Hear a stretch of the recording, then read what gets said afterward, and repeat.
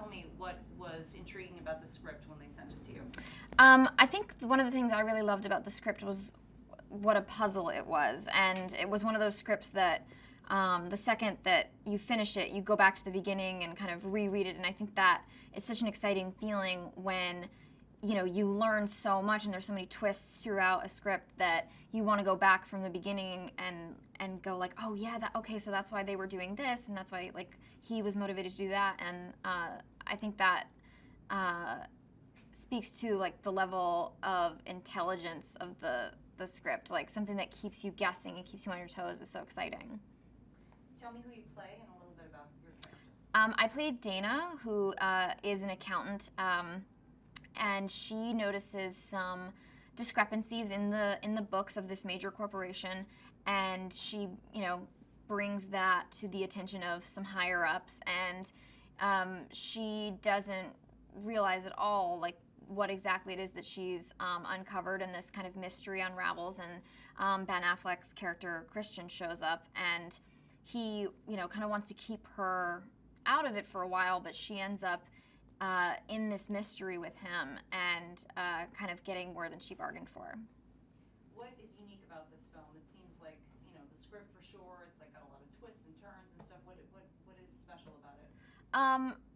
I think one of the things that's really special about it is the family element. Like it really speaks to the way that family affects us and who we become because of our family. And on top of this kind of intrigue plot and all these action sequences, there's this really compelling through line about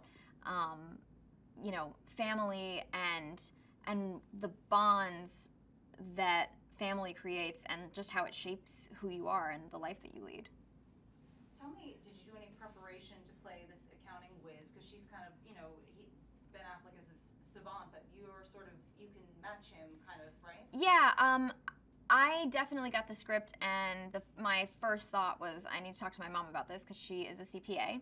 So even though it's kind of, it's not against the rules, but it sort of would be frowned upon, I sent the script to my mom so that she could kind of talk me through everything, and I was like on the phone with her for a long time scribbling notes about like, I just wanted to make sure that I knew what I was talking about. Like, it wasn't the kind of thing where I read the script and I didn't understand it. Like, you still completely get all the puzzle pieces, but I was like, if I'm going to say some of this lingo, I should probably know what it means. Oh, that's cool. You had your own in-house technical advisor standing by.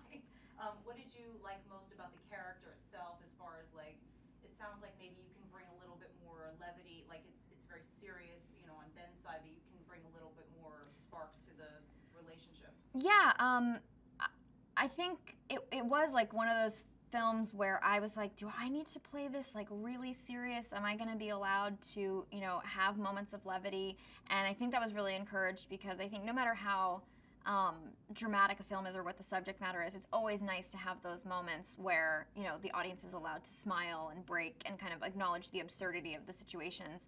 And I was really grateful that that I was allowed to kind of flounder a little bit in some of those scenes and like just relish the humor of these two people who share this passion for math, like just struggling to connect with each other and doing it really poorly.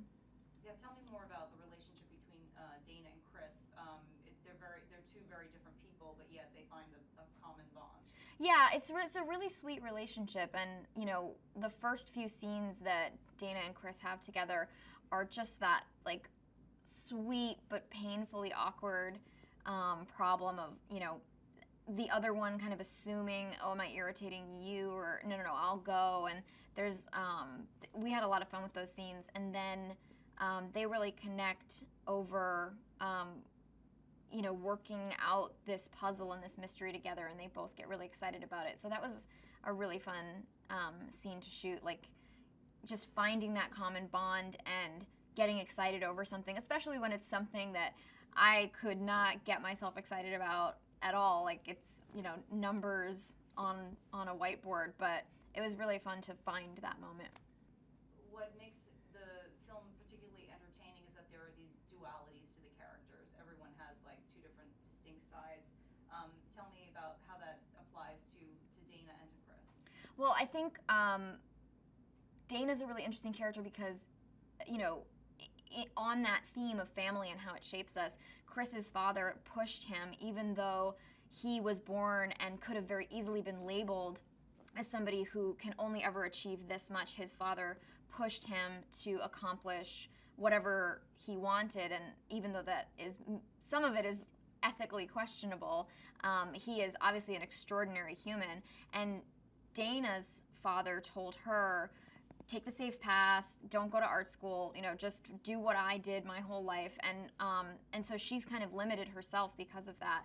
And so Dana has these two sides to her where part of her just wants to play it safe and not ruffle any feathers. But there's another part of her that wants to know what is going on at her company, and a part of her that wants more and wants art to be in her life and emotion to be in her life, and she's kind of struggling between like reaching for a connection and kind of letting herself have that knee-jerk reaction of like, I'll just shrink and I'll just limit myself, because that's sort of how she was raised. Tell me about Gavin O'Connor. What is he like as a director?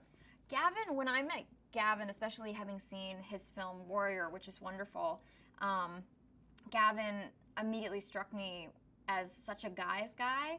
And what's fascinating about guys like that is that sometimes they are sort of, there's a real reverence for their female characters, because there's an element of like, I don't really know what you might be feeling in this situation, so let's talk about it and let's discover it together, because he doesn't presume to know as much as some of the, like particularly the father-son relationships, I think he feels very personally connected to. And that openness and that reverence that he has, I found myself like oversharing with him, you know, which I think is a good sign when you meet someone and, you know, particularly a director, and you find yourself sharing like really personal things really quickly. I think that speaks to their ability to get you to open up and, you know, work with your emotions. So that was a meeting I walked away from and was like, that guy's good. I just told him a lot of stuff. That obviously speaks to his ability to connect with his actors, right?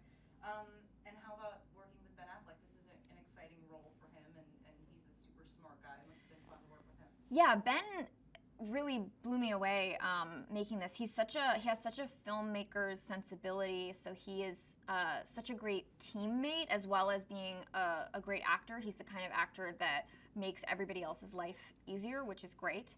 And I was so impressed with the research that he was doing, and there are a lot of moments and lines and nuances that are some of the best pieces in the film that he took directly from the research that he did. Why should people see this movie? I mean, it sounds like it's a really good, well-constructed thriller, I would say, yes? Yeah, I think I always love a film that's a bit of a mystery and where you're never sure what someone's motivations are. And it's one of those movies that on the second viewing, I had even more fun because there are so many elements in play, and watching it for the second time, you really feel like, oh, I think I'm ahead of the game, and then there are still twists that you forgot about, and it's nice when a movie is that layered and complicated and keeps you guessing.